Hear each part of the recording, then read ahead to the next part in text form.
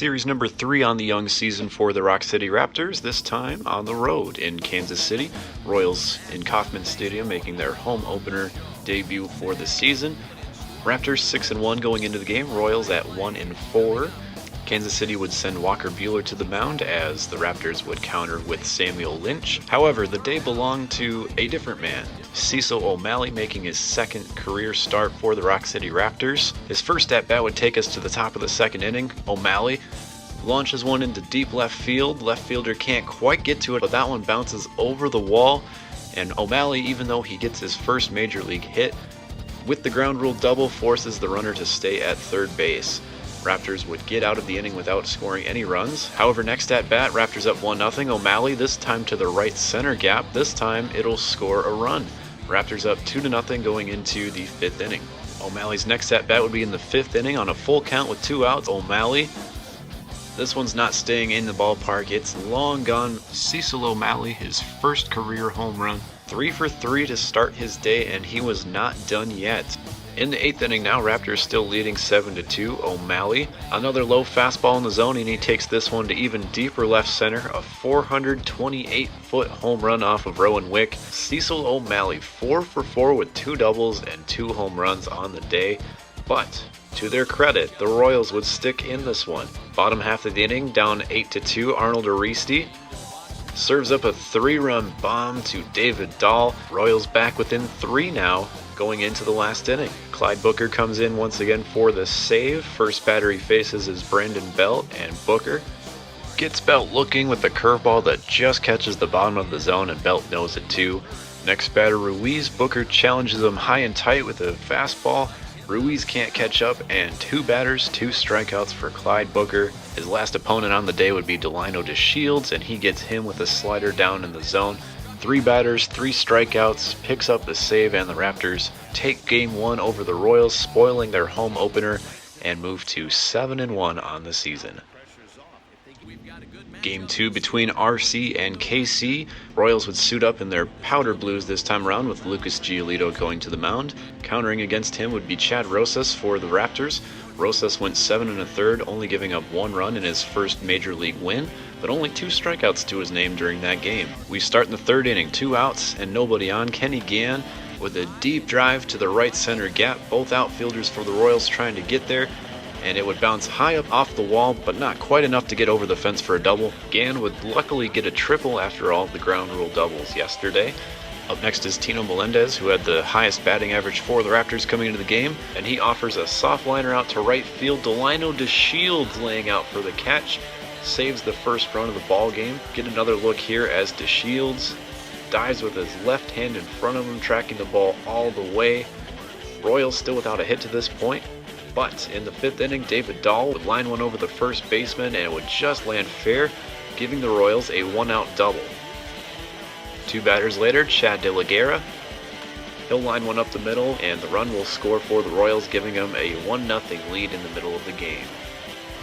We head to the 7th inning, runners on 2nd and 3rd and only 1 away. Dave Ciccone lines one to the second baseman that's just a few inches off the ground, but technically a line out.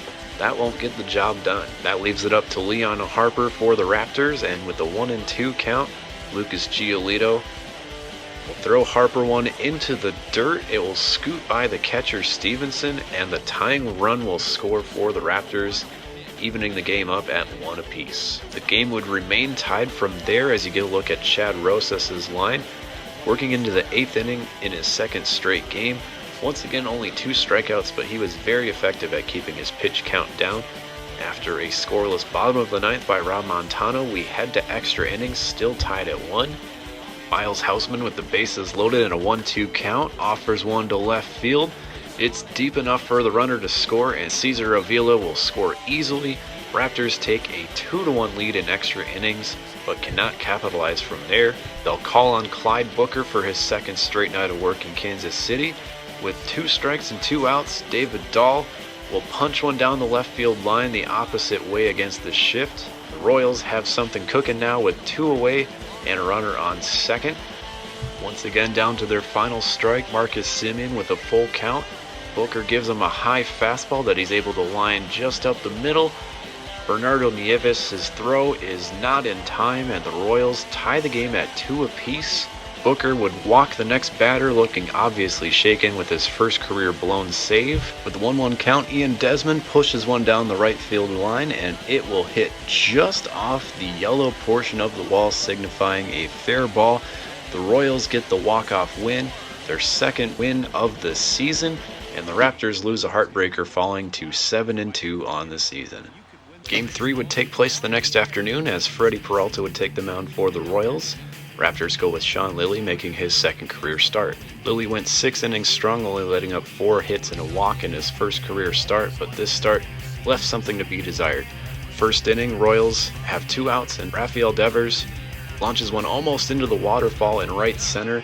Royals take an early 1-0 lead. In the second, Marcus Semien, one of the heroes from last night's game, would tuck one just over the left field fence over the 330 sign, giving the Royals a second solo home run of the game and putting them up 2-0. Things would snowball a bit until Johnny Berry came into the game, and he would promptly let up a home run into the left center gap.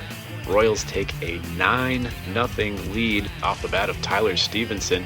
Stevenson with his first career home run in his second career game. That would be all the offense that the Royals need as they take this one by a score of 9-2. Freddie Peralta would go 6 1/3, giving up just 2 runs. Dave Ciccone ended up having a home run for the Raptors, but that ultimately would be the only scoring they would do in this game. Royals take this series. A healthy start nonetheless for the Raptors, who still lead the AL West division once again at 7-3. Batting is a little inconsistent to start off, but it is just the first 10 games of the season. That'll get hammered out quickly, I assume. And as far as the pitching goes, a little bit of the trend is to let up a few runs early on in the game, but some strong pitching performances so far by most of the pitchers, a couple rough starts, namely by the ace. But Reed McMahon will look to get his revenge as he'll be the Game 1 starter for Series number 4 coming up next in the Rock City Raptors franchise. For more baseball content, as previously mentioned in last episode, I also have a 30-team custom league going with the Oklahoma City Lightning. Those streams have been going live over the last few days. It is a bit different from this franchise in the fact that I do not play any of the games. All of the games are live, full streams of the game, and I do not interact with them at all. And it doesn't have any commentary or highlight packages over it, so if you just want some good casual baseball to watch during the quarantine, feel free to give that a view. Otherwise, we will see you in the next edition of the Rock City Raptors franchise.